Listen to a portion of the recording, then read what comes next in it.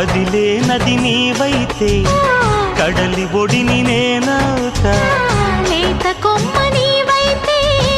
చివురుటాకు నేనవుతా